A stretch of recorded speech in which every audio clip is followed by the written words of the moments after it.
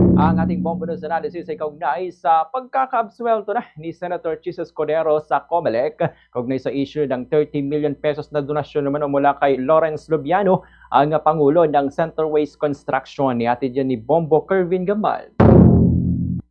Kung ang pangalan ni Senator Chis Escudero matapos iabsuelto ng COMELEC sa issue ng 30 million pesos na donasyon mula kay Lawrence Lubiano, Pangulo ng Centerways Construction, isang kumpanyang may malaking kontrata sa gobyerno habang tumatakbo ang 2022 campaign period.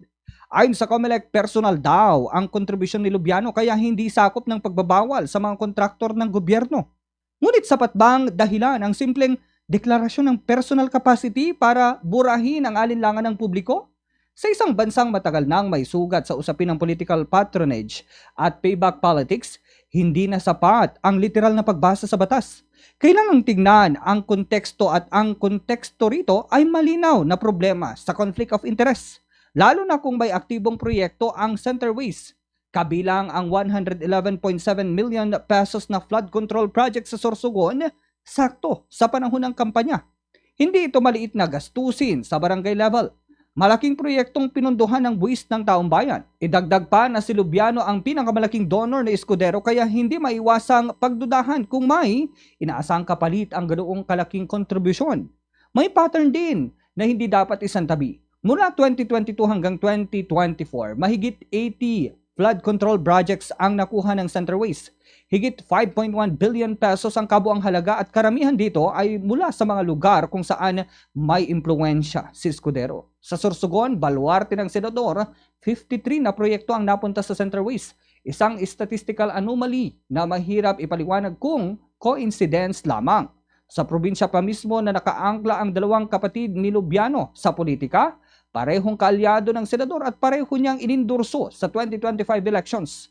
Sa isang sistema kung saan malakas ang dynastic network at contractor-politician alliances, mas lalo lamang na humihigpit ang tanong, talagang walang ugnayan o wala lang dokumentong nag-uugnay? Sabi ng COMELEC, walang ebidensyang nagpapatunay na ginamit si Lubiano bilang conduit ng kumpanya.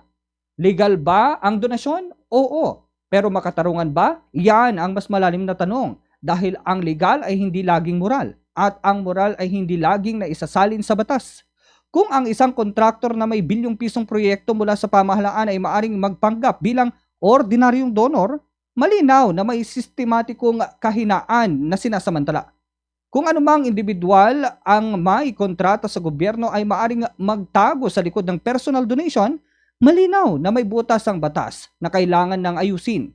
Dahil ang tunay na nakataya rito ay hindi lang isang kandidato o isang kontraktor kundi ang tiwala ng taong bayan sa sistemang dapat sanay patas at malinis.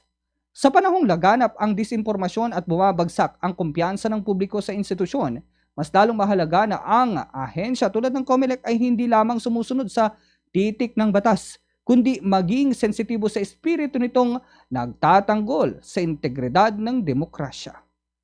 Yan ang ating Bombo News Analysis. Ako si Bombo Kervin Gamad, Basta Radyo, Bombo!